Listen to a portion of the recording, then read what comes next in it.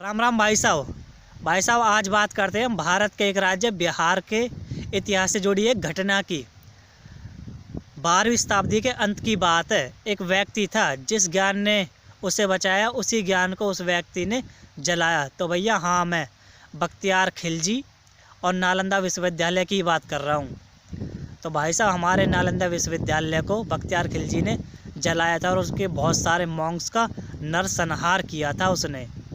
और उसमें एक लाइब्रेरी थी जिसमें 90,000 किताबें थी और उस लाइब्रेरी का नाम था धर्मगंज।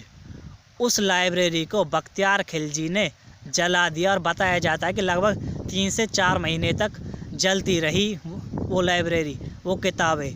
और उसी में हमारे देश का सारा सनातन ज्ञान विलुप्त हो गया, जल गया, जिसमें हमारे पूरा इतिहास था। सारे जितने भी हमने खोज की थी, जितने भी हमारे वैज्ञानिक थे, जितने भी हमारे ऋषि मुनि थे, सारा ज्ञान विलुप्त हो गया, जल गया। तो भाई साहब ये इतना बेकार था, ये लुटेरा, ये नरसंहार करने वाला हत्यारा बख्तियार खिलजी बहुत ही बेकार आदमी था ये, बिल्कुल ही। तो भाई साहब तभी से हमारा जो भारतीय एजुकेशन सिस्टम है उसका डाउनफॉल इसी विश्वविद्यालय के जलने से, टूटने से हुआ था। तो उसी वक्त एक और घटना हुई थी, क्या बोलते हैं, एक व्यक्ति था यूरोप से, लियोनार्डो पिसानो। एक तो यार ये अंग्रेजन के नाम है, मेरे पास भूले ही ना है, याद ही रखने बड़े मुश्किल हो जावे। तो वो लियोनार्डो पिसानो था, ये 12वीं शताब्दी के अंत की बात है।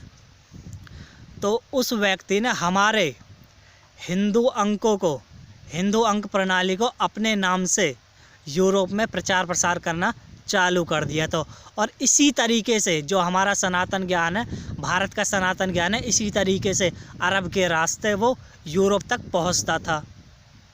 और ये यूरोप वाले उसको फिर अपना बता देते, अपना बना लेते थे, क्योंकि यूरोप में एक वर्ग था जियस्ट मिशनरी करके, जो पूरे दुनिया की सभ्यताओं को, ज्ञान को चुराता था, यूरोप में जाकर बेचता था, देता था, और उसे फिर यूरोप वाले अपना नाम से फिर उसका प्रचार प्रसार करते थे।